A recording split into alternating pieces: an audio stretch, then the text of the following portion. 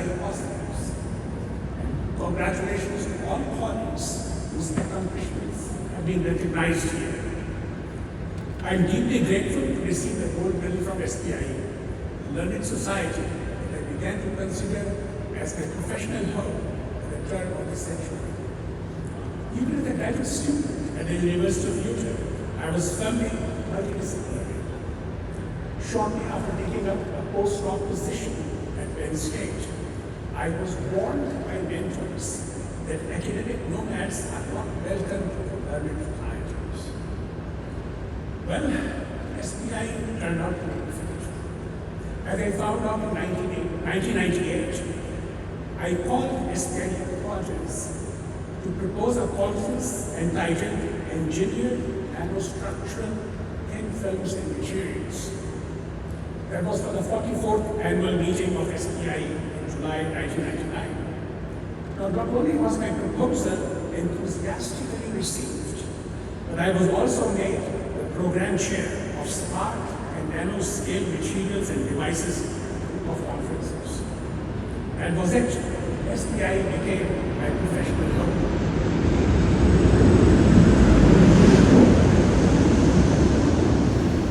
I thank my wife Mercedes for her untiring support of my scientific adventures. Ours was a whirlwind romance. We were married within 5 months of meeting each other. That was 42 years ago. Ever since then, she is the rock to which my boat has been refuge. Our daughter Natalia and our son-in-law Andrew have encouraged me by naming our grandson Maxwell after my hero James Clark Maxwell. I'm deeply grateful for the nurturing support provided to me by Penn State for 41 years. I've been intellectually sustained there by 2 mentors, several colleagues, some of whom are here, and numerous students, especially students. Most have been and or are graduate students.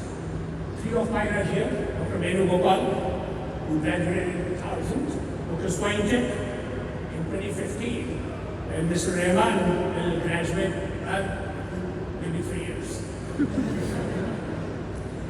Undergraduate research being a hallmark of my department at Penn State, I've been fortunate in working closely with undergraduate students too on research. And I had published a couple of papers with high school students, which brings me to a very important issue for this decade. Over the last 7 years, prompted by the first March for Science held on the 22nd of April 2017, like many of you, I have often asked myself, why do I do science? Well, I have 3 answers. The first is that I find science fulfilling because of its universality.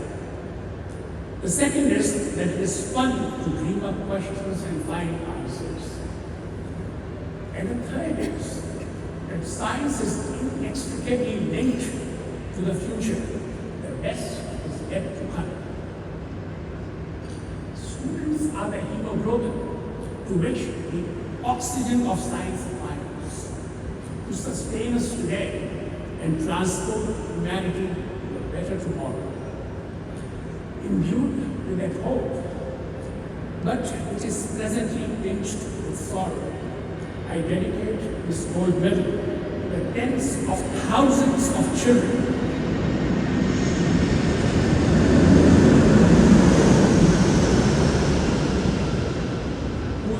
potentials have been evaporated this decade by a handful of megalomaniacs and their hordes of wretched enablers, all of whom I'm pained to say are from my own generation.